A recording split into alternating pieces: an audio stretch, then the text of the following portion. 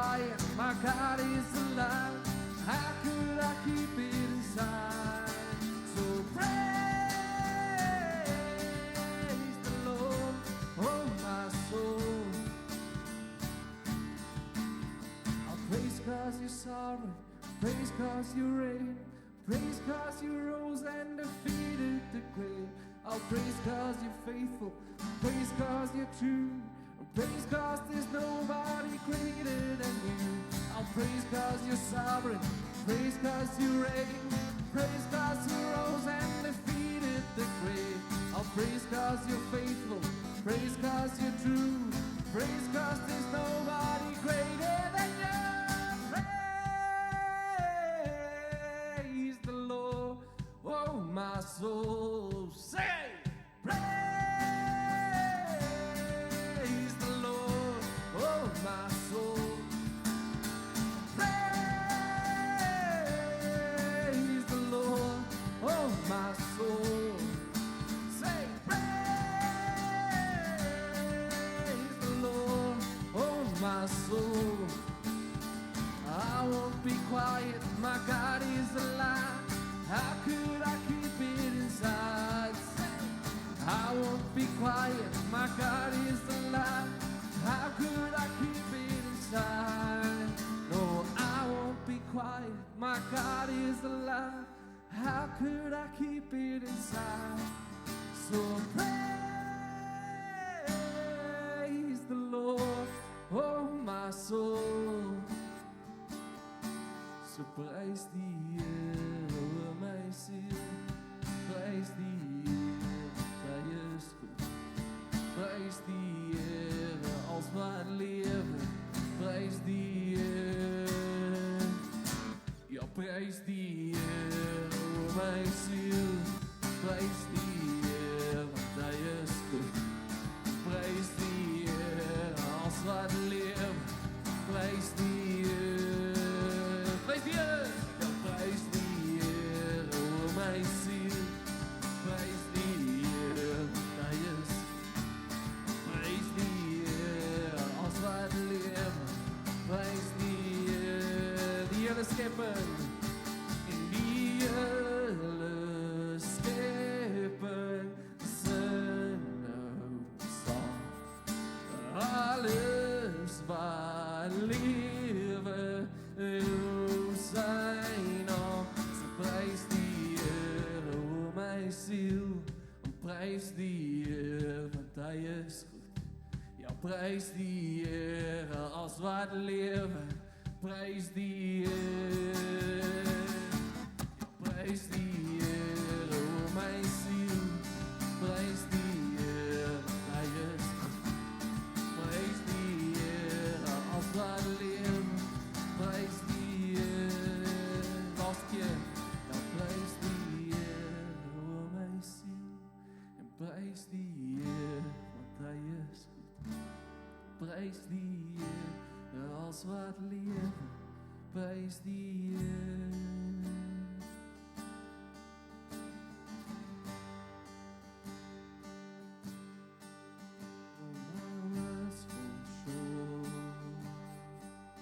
I got nothing new. How could I express all my gratitude? I could sing these songs as I often do, but every song must end, and you never do. So I throw up my hands and praise you again and again. 'Cause all that I have is a hallelujah, hallelujah. And I know it's not much, but I've nothing else fit for a king except for a heart singing hallelujah.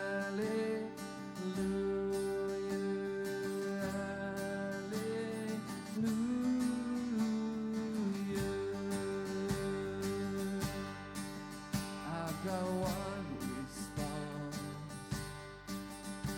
I've got just one move with my arms stretched wide. I will worship you, so I throw up my hands and praise you again and again. 'Cause all that I have is a hallelujah,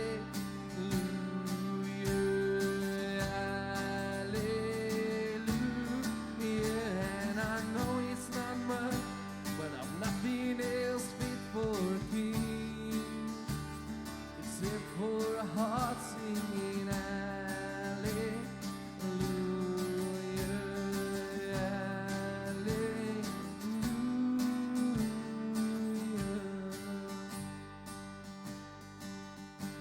So come on, my soul, oh, don't you get shy on me, lift up your song. 'Cause you got a lion inside of those lungs. Get up and praise the Lord. Come on. Oh, come on, my soul. Oh, don't you get shy on me, lift up your song. 'Cause you got a lion inside of those lungs. Get up and praise the Lord. Come on, my soul. Oh, come on, my soul. Oh, don't you get shy on me, lift up your song. 'Cause you got a lion inside of those lungs. Get up and praise the Lord.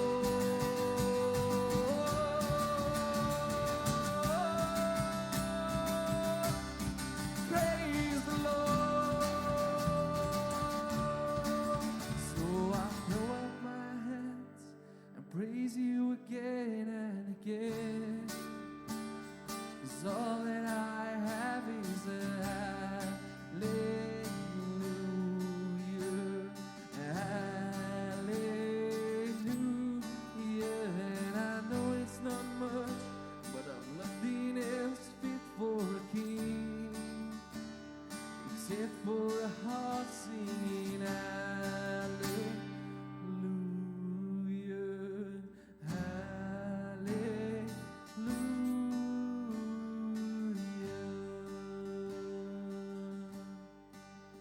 Hemelse Vader, wat 'n voorreg is dit om ons hoofde te kan buig en weet U is koning. Dankie vir U liefde, dankie vir U genade en dankie vir U guns. En dankie dat ons weet wanneer ons na die graf kyk, sien ons nie 'n einde nie, maar ons sien 'n nuwe begin. 'n Begin wat verklaar en vertel hoe groot U liefde is, wat U liefde kan doen en die impak van U liefde in hierdie wêreld. En Here, so wil ek vra, ons wat draers is van hierdie blye boodskap, mag ons dit uitleef, mag ons dit na hierdie gebroke en stikkende wêreld toe vat, en mag U hand op dit wees in Jesus se naam. Amen en amen. Baie dankie familie, julle mag die sitplekke neem.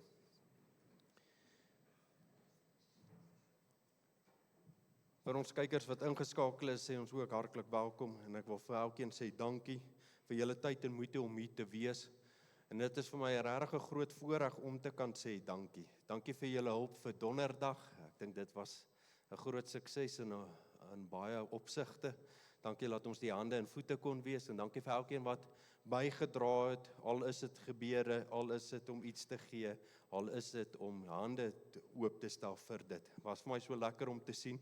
Ons het alles uitgegee, en so vinnig soos ons uitgegee het, het ons weer ontvang. So julle sal sien, die barmhartigheidshokkie is weer vol met klere en goed, en dit is hoe dit werk met die Here. Jy kan net ontvang as jou hande oop is. En ek wil vir julle sê dankie daarvoor, en dankie vir julle ondersteuning daar, en dan sal julle ook kan sien, en ek is so bly vir iets wat my baie gepla het, maar dit is nou uitgesorteer, en ek wil vir my vrou ook sê dankie wat daar bo sit. Hierdie hok hier agter hierdie klaskamer was 'n nagmerrie gewees. En toe ek dit hier in die kerk uitsit, toe sê die mense, gaan ons kan kerk hou Sondag. Toe sê ek sal deur dit kom. So die klaskamers vir die Sondagskool is gereed en oop. Ek wil vir julle sê, dis vir my groot voorreg en 'n blydskap om dit te kan sê. So daar's 4 Sondagskoolklasse, en ek is so dankbaar vir die Here vir dit. Ons het altyd net een gehad, en dan ook die saaltjie, so nou is dit alles oop. Die gebedskamer is reg. So volgende Sondag gaan ons hier begin bid. Volgende Sondag, as die Here se guns en wil daarop is, gaan die Sondagskool by hulle klasse inwerk. So ek is dankbaar vir die Here vir dit. Is daar klein goedjies in sekere opsigte, maar is groot goed. Die bedieninge en goed moet funksioneer. So ek is dankbaar vir almal wat betrokke was en gehelp het daarmee. So mag die Here julle seën. Nou vanoggend wil ek met julle praat en toe ek in hierdie week hierdie gedeelte lees, toe vra ek hierdie vraag vir myself. Hoekom moet ek weet van die bruid van Christus?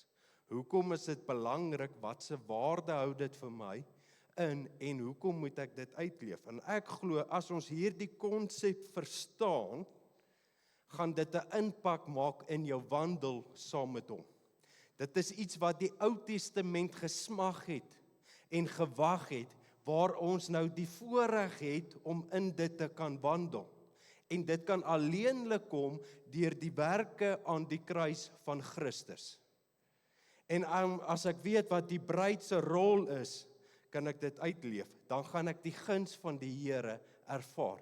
Maar om in hierdie posisie in te kan kom alleenlik deur die bloed van Christus. Nou wanneer jy die woord vat en ondersoek doen, dan sien jy die bloed is 'n nuwe begin. Die bloed sê vergifnis, verlossing. Dit gee ook vir jou beskerming alleenlik teen die wraak van God.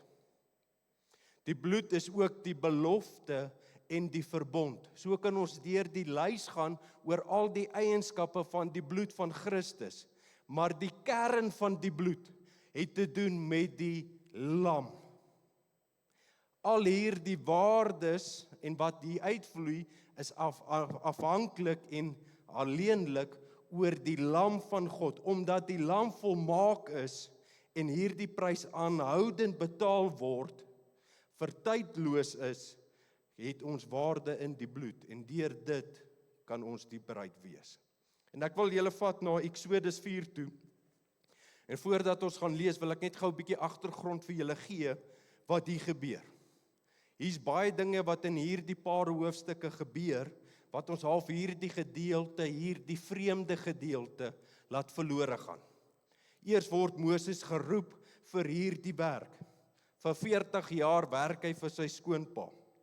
En die Here gee vir hom 'n opdrag om dit uit te voer. En dit is vir my interessant, veral wanneer jy die Engels lees, die opskrif van hierdie hoofstuk gaan oor die staf wat in jou hand is. En ek kan nie anderste om hierdie konnektasie te maak om te sien, wat doen jy met die woord wat vir jou gegee word? Wat vat jy? Hoe loop jy en wandel jy met die woord van God? En Moses kry hier die opdrag om te gaan terug na Egipte en hy met Farao gaan praat. En hy moet juist met hom gaan praat, want God is nie net 'n God van wraak nie, maar God is 'n God van tweede kansse. En hy sê, as hierdie koning Israel nie laat gaan nie, gaan daar dood in sy huis wees, sy eerste gebore seun gaan sterf. Maar as hy homself 'n geleentheid gee, en na die woord vat en hoor, kan daar lewe in sy huis wees. En ons wat hier terug staan, sien die geestelike waarde hiervan. En hier kom Moses se vrou, van die kantlyn af. Nou, julle ken die gesegde, happy wife, happy life. Die kommentaare sê, sy het nie in die weë van die Here gewandel nie. En omdat sy nie in die weë van die Here gewandel het nie, het sy ook nie haar seun blootgestel aan die waarheid nie.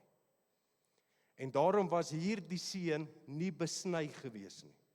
Nou ons wat hierdie Ou Testament lees, verstaan, die besnydenis het 'n vervanging gekry deur die kruis van Christus. Die Nuwe Testament sê, nou is jou hart besny.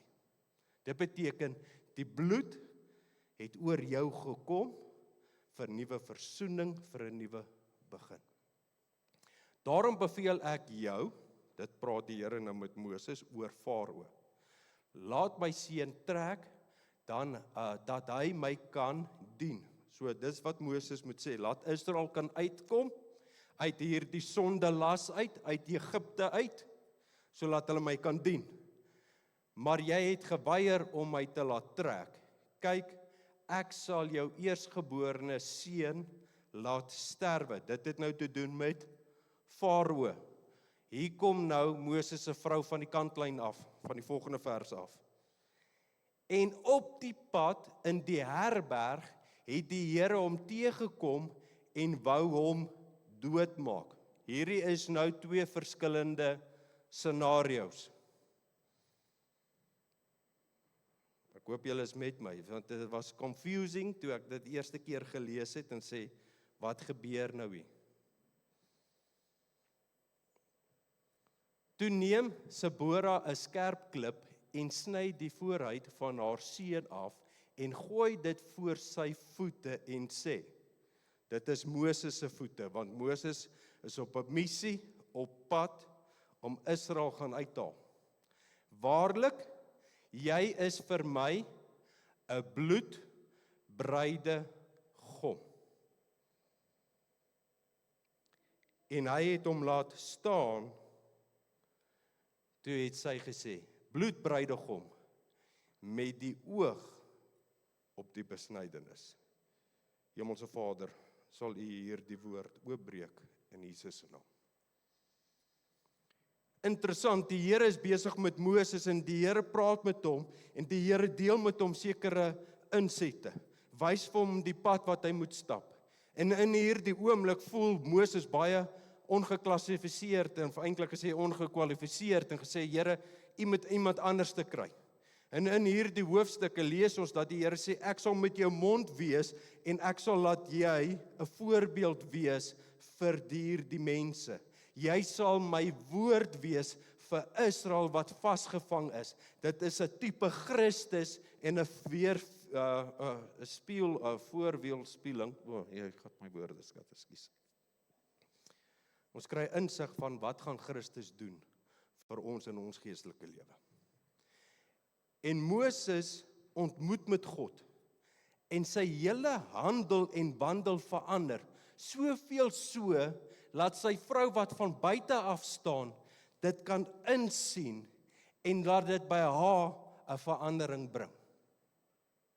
Iemand wat op die verkeerde pad is, laat heeltemal draai en te sê, Moses, die visie waarop jy is, die missie waarop jy is, wil ek deel wees. Ek weet dit gaan my iets kos, maar ek is bereid om dit agter my te sit en vir jou en saam met jou die pad te stap. En dit is wat Christus se werke vir ons aan die kruis gedoen het en daarom moet ons wandel ook ander se wandel stop en sê, moet ons nie saamgaan nie. Moet ons nie saam met hulle beweeg nie. Want hulle het die waarde van die kruis gesien. Dis waaroor die besnydenis gegaan het. Is 'n verbond wat God gemaak het. As die bloed oor jou is, staan jy in die regte verhouding met God. As jy wil weet of nie, daar moet 'n metode kom, want sonde het skeiding gebring. En hierdie metode kan nie mensgemaak wees nie. Maar omdat die Ou Testament nog nie geestelike dinge kon insien nie, want hulle gees was dood. Dit is hoekom die Here met Farao's praat en sê eintlik hierdie is 'n voorbeeld van sonde. Jou eersteling gaan sterwe as jy nie oorgee vir die woord van God nie. Ons verstaan dit in die geestelike sin. My vlees en my gees. Maar hierdie ma, wat die woord toegelaat het in haar hart, het dit verstaan, ek moet in die gees wandel en die vlees moet sterwe. En dit kan alleenlik kom deur die bloed van Christus, want die bloed van Christus bring ons in 'n heilige staat, waar ons met God kan gesels. Nie net het my posisie verander nie, maar ook my manier hoe ek wandel en praat met God. Nou hoor wat het Jesus gedoen in Johannes 13. Sien, Jesus sit in die bovertrek en hy deel met hulle en sê, in die nag waarin ek verraai is, het hy die brood geneem en dit gebreek. En toe dit klaar is, Van die maaltyd het Christus opgestaan en sy boklere uitgetrek en 'n doek geneem en dit aan hom vasgemaak. Daarna het hy water in 'n bak gegooi en die voete van die disippels begin was en afdroog met die doek wat hy omgehad het. Ons ken hierdie gedeelte baie goed. Nou net interessant, voete was is nie deel van die heilige sakrament nie. Jesus het hier iets oopgebreek wat die Ou Testament nog nie kon verstaan en insien het nie. Laat julle moet dienaars word van die woord van God. Julle moet dienaars word vir dit wat julle verkry het en julle moet dit uitleef. En hier kom Jesus en hy deel soos wat hierdie vrou gedoen het en hier iets van haar eie seun by die voete van Moses gegooi het, terwyl hy op pad was om God se wil te doen. Het sy gesê, ek het deel aan jou visie, ek het deel van jou pad, dit het my iets gekos, want ek moes ingee en sê, Christus moet my verlosser wees, en wanneer ek oorgee, dan stap ek dan die pad saam met hom, en word soos wat hy is, en sy wil moet ek uitvoer. Ons moet dienaars word, dit noem ons in die Nuwe Testament van die evangelie van Christus. Hoor wat sê Hebreërs. En daarom is hy die middelaar van 'n nuwe testament. Sodat, terwyl daar 'n dood plaasgevind het vir die verlossing van die oortredinge oor die Eerste Testament. Dit wat geroepe is, die belofte van die ewige erfenis kan ontvang. Hoe weet jy, as jy sterf, jy gaan hemel toe? Omdat die lam so volmaak is, so heilig is, so konstant is, 'n steunpilaar is, weet ek, omdat hy die volmaakte prys op die kruis betaal het, is daar vir my die ewige lewe, omdat die een wat dit gemaak het, dit ook gesê het. Ek vrees nie die dood nie, want ek weet, hierdie belofte is vir my. Ek weet, maak nie saak wat se sonde aan my gehang word nie. Hy is volmaak en regverdig om my te reinig van alle sonde. Sy bloed praat boekdele van sy liefde. Mense vra dan baie keer, pastoor, wat dan van die sonde tot die dood toe? As ek iemand vermoor het, gaan mense my noem 'n moordenaar. Die naam sal my volg tot die dood toe, maar nie die sonde nie. Ek hoop julle verstaan dit. Want by Christus is ek 'n nuwe skepsel. En as dit nie gebeur nie, is daar of fout met die offer of die een wat dit ontvang. Maar omdat hy die middelaar is van die Nuwe Testament, soos wat Moses ingetree het vir Israel, so tree Christus vir my in. En hy sit my op 'n weg wat ons kan wandel. Interessant, Moses, as jy vers 19 gelees in hierdie hoofstuk 4, staan daar en hy praat met die Here en hy's besig om sy bekommernis uit te deel. Hy sê, Here, ek is nie 'n goeie spreker nie, ek is bekommerd oor dit en dit en dit. In vers 19 spreek Moses iets aan en hy sê, Here, U weet wat het ek gedoen in Egipte. Ek het iemand vermoor. Daar's mense wat my gesien het. Daar's mense wat weet wat ek gedoen het. En daai vers sê, en hulle het gesterf. Dis dieselfde met my sonde. Almal wat kon getuig, al my sondes wat kan getuig, dat ek moet hel toe gaan, het gesterf deur die kruis van Christus. Daar is geen meer bewyse dat ek gesondig het nie. Kan jy dit gou vir jouself sê? Daar is geen meer bewyse by God dat ek gesondig het nie, wanneer ek dit bely het nie. Omdat sy bloed so volmaak is ek gereinig van ander sonde.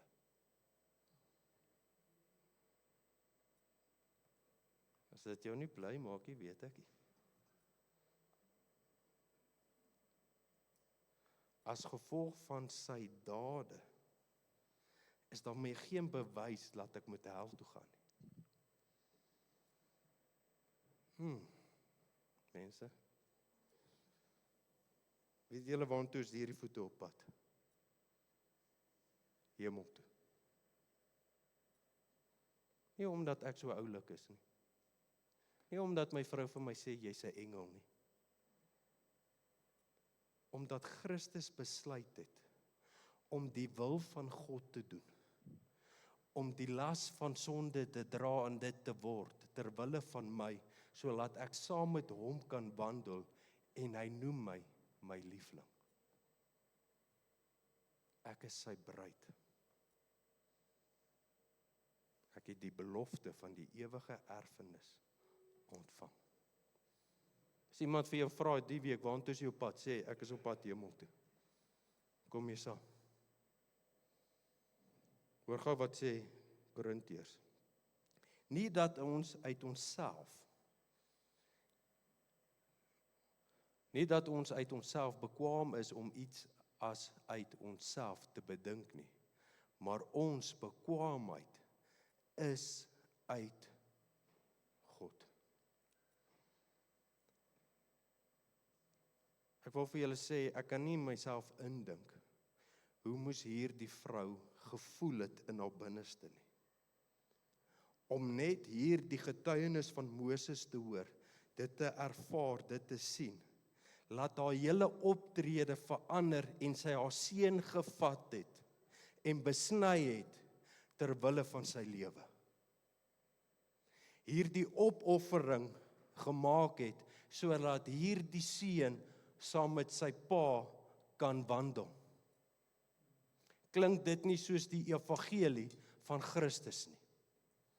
En nou sê die opskrif van hierdie hoofstuk, wat doen jy met die woord wat vir jou gegee word? Moses, wat is in jou hand? Die staf is in jou hand. Nou kan die psalmskrywer sê dit ook. Hy sê, u staf, dit lei my.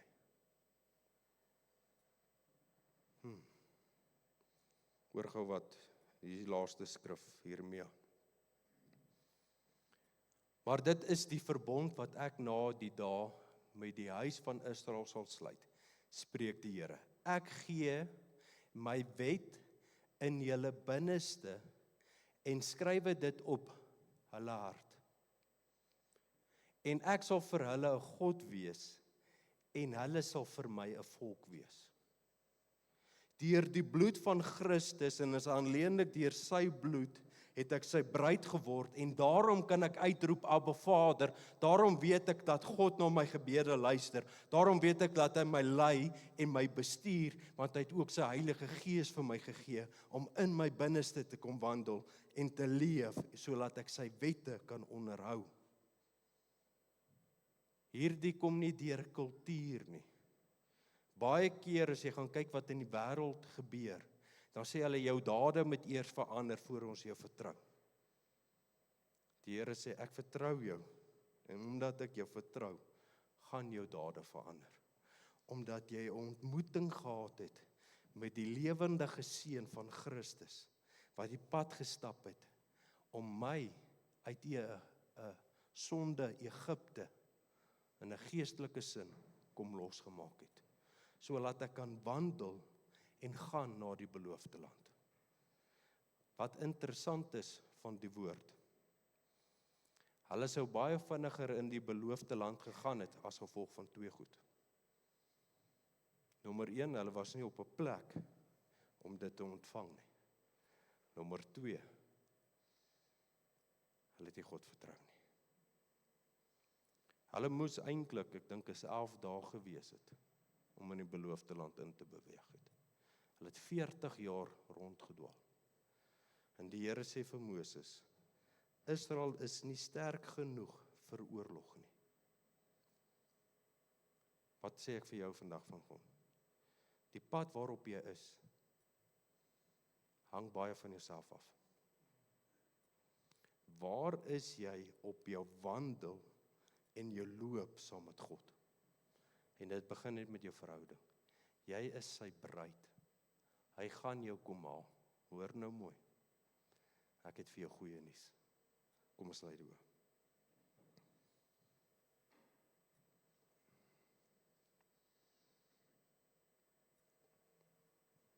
As jy weet waarop jy staan, weet jy waartoe is jou pad. En ons weet hoe om te handel met dit. Om sy bruid genoem te word, is nie net 'n naampie nie, is 'n titel, is 'n voorreg. Dis die guns van God. En is 'n voorreg om te weet, ek het 'n middelaar wat vir my intree. Ek het iemand wat ek mee vertrou, wat saam met my die pad stap, daar waar ek is.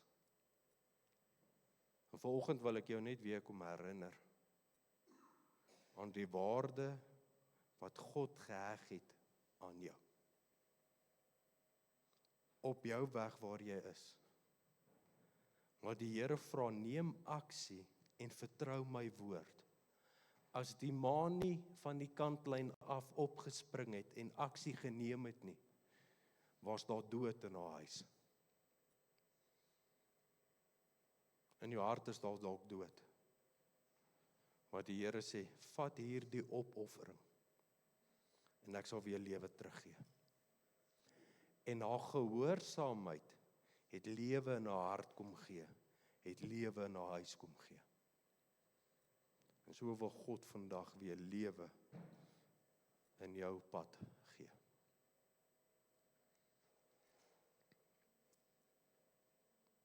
Here, ons voel dalk soos 'n Moses, ons sê, Here, hoe kan ek met hierdie vyand praat, hoe kan ek teruggaan op 'n plek waar ek nie wil wees nie.